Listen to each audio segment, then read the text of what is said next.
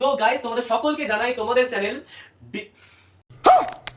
Guys চলে এসেছি আমরা আবার নতুন ভিডিও নিয়ে এবং তোমাদের সকলকে স্বাগত জানাই আমাদের ড্রিমি নাম বলে যাচ্ছে সকলকে স্বাগত আমাদের চ্যানেল এবং তোমার চ্যানেল আর ইউ কমেডি মি তো তোমাদের সকলকে স্বাগত আমাদের তোমাদের সকলের channel dreamy institute Bengali. Congratulations, great, successful person. আজকে তোমাদের ধামাকাদার দুটো টাইপস শেখাচ্ছি অঙ্কের, যেটা বিভিন্ন কম্পিটিটিভ এক্সাম এবং চাকরির পরীক্ষায় মানে আসে। তো চলো দেখি কি আছে। তো এইরকম একটা অঙ্ক দেখি আমাদের ফার্স্টে মাথা বন বন করে ঘুরছে আর কি। কি আছে না 56 আছে রেখেছি, তার উপরে রুট আছে, আবার রুট ওভার এখানে প্লাস চিহ্ন দিয়ে 56, আবার প্লাস রুট ওভার 56, আবার প্লাস রুট ওভার 56, এবার প্লাস চিহ্ন দিয়ে এখানে যাচ্ছে ডট ডট ডট, মানে চলতেই থাকছে পুরো ট্রেন গাড়ি আর কি। কতদূর পর্যন্ত না এখানে আছে ইনফিনিটি পর্যন্ত। এই যে সাইনটা আমি লিখছি এখানে, এইটা একে বলা হয় ইনফিনিটি সাইন। আর একটু ভালো করে লিখলে এই যে এটা হচ্ছে ইনফিনিটি সাইন, মানে অসীম সংখ্যক। এটা অসীম সংখ্যক সিরিজ পর্যন্ত চলতেই থাকছে, মানে এই লাইনটা পুরো চলতেই থাকছে। তো এখন দেখা যাক এই অঙ্কগুলো কিভাবে সলভ করব। দেখে যতটা কঠিন মনে হচ্ছে আদতে একটুও কঠিন নয়। তো আমাকে এই যে একটা নাম্বার দেখতে হবে 56 রয়েছে বা 56 রয়েছে, তাই না? এই সংখ্যাটাকে দুটো গুণে লিখতে হবে, গুণ আকারে। যেমন আমি 56কে লিখতে পারি কি কিভাবে লিখতে পারি বলো?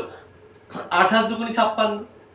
হ্যাঁ লিখতে তো পারি 28 দুগুণী 56, কিন্তু 28 আর 2 এর মধ্যে যে গ্যাপ বা বিয়োগফলটা এক কি আসছে না। এইটাকে এমন গুণের ভাঙাতে হবে আমাকে যাদের ডিফারেন্স বা বিয়োগফল এক আসে। তুমি বলবে তাহলে কি করে আসতে পারে? চলো 7 8 56, 8 থেকে 7 বিয়োগ করলে 1 আসে, বলে হ্যাঁ আসে। তাহলে আমি কি করব, একে এই 56টাকে ভাঙাবো। কিসে ভাঙাবো না 8 গুণ 7 এ ভাঙাবো। কত? 8 গুণ 7। তুমি বলবে কেন তুমি 28 গুণ 2 নিলে না? ঠিক আছে, তুমি আবার বলতে পারবে আচ্ছা অন্যভাবেও তো 56 আসতে পারে না, মানে আরো কিছু কিছু নামটা পড়ো না, আসে কি 56? হ্যাঁ আসতে পারে। তুমি শুধু একটাকে দিয়ে কেন ভাবছো? ঠিক আছে, 3 14 42, আবার 4 14 56 হচ্ছে, তাহলে 14 গুণ 4 লিখতে পারি আমরা, তাই না? কিন্তু এই 14 বা 4, ঠিক আছে, এই 14 আর 4 এর মধ্যে গ্যাপ কিন্তু 1 আসে না, তাই ওইগুলো নেওয়া যাবে না। এমন দুটো সংখ্যা নিতে হবে যাদের গুণফল করলে কিন্তু এই 56 আসবে, ঠিক আছে, এবং তাদের মধ্যে যে গ্যাপ বা বিয়োগফল সেটাকেও কিন্তু তোমার 1 হতে হবে। ঠিক আছে, আমি পেয়েছি 8 আর 7, এমন দুটো সংখ্যা পেয়ে গেছি। তাহলে এখানে প্লাস চিহ্ন আছে না মাইনাস চিহ্ন আছে আমাকে বলো? দেখো রয়েছে প্লাস চিহ্ন, তাহলে বড় সংখ্যাটা হয়ে যাবে তোমার কারেক্ট অ্যান্সার। তাহলে এর উত্তর কত পেয়ে গেলে তুমি? 8 পেয়ে গেলে। পুরো পরীক্ষার হলে দেখবে অপশনে কোথায় 8 আছে, সেখানে টুকুস করে এরকম ভাবে টিক চিহ্ন মেরে তুমি চলে আসবে। হয়ে গেল? তাহলে বুঝতে পারলে এখানে প্লাস ছিল, তাই 56 কে দুটো সংখ্যা দিয়ে গুণ করলাম। কোন দুটো সংখ্যার গুণফলে 56 আসছে? 8 গুণ 7। কেন নিয়েছি না এই দুটোর ডিফারেন্স বা বিয়োগফল কিন্তু তোমাকে 1 আসতেই হবে, তোমার 1 আসতেই হবে। তাই এখানে 1 এসেছে, তাই এখানে দেখেছি বড় সংখ্যা 8, তাই এখানে লিখে দিয়েছি উত্তর 8।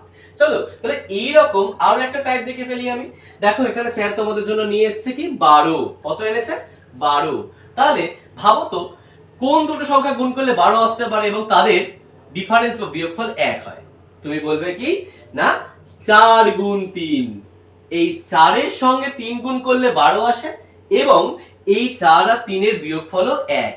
তাহলে তুমি বলবে সঠিক উত্তর কোনটা? তো তোমরা বলো কমেন্টে। সঠিক উত্তর হয়ে যাবে 4। কত হয়ে যাবে? 4। বোঝা গেল তোমাদের? ঠিক আছে, তো এইবার তোমরা দেখো যে জায়গাগুলো প্লাস ছিল অঙ্ক পুরো এক, কিন্তু যে জায়গাগুলো প্লাস ছিল সেই জায়গাগুলো হয়ে গেছে কি মাইনাস বা বিয়োগ। তাহলে এখানে দেখো প্লাস ছিল হয়ে গেছে বিয়োগ, এখানে ছিল প্লাস ছিল হয়ে গেছে বিয়োগ। তো এটাকে কি করব? প্রসেস আমার সেম, প্রসেস সেম। কি 56 কে আমি দুটো সংখ্যার গুণফল আকারে লিখবো এবং তাদের ডিফারেন্স হতে হবে 1। তাহলে এই 56 কে কি লিখেছিলাম? 8 গুণ 7 লিখেছিলাম। এবার দেখি 12 কে কি লিখেছিলাম? 4 গুণ 3। তাহলে 4 গুণ 3 করলেও 12 আসে এবং 4 থেকে 3 বিয়োগ করলেও কিন্তু 1 হয়, তাই না? আগে কি দেখেছিলাম যখন প্লাস ছিল বড় সংখ্যাটা হয়ে যাচ্ছিল সঠিক উত্তর। এখন ঠিক উল্টোটা, মানে ছোট মাইনাস যখন আছে তখন এই যে ছোট সংখ্যাটা সেটা হয়ে যাবে আমার কারেক্ট অ্যান্সার। বোঝা গেল? তাহলে এর অ্যান্সার কি হলো 7। বোঝা গেল? এটারও সেম। তাহলে এটা যখন বিয়োগ আছে তাহলে ছোট সংখ্যাটা হয়ে যাবে কারেক্ট অ্যান্সার। তাহলে ছোট সংখ্যাটা কত এখানে 3। 3 হয়ে যাবে আমাদের কারেক্ট অ্যান্সার। এটা হবে কারেক্ট অ্যান্সার। তো আজকের ক্লাস বোঝা গেল। আজকের ক্লাস এই পর্যন্ত, দেখা হবে আবার পরের ক্লাসে।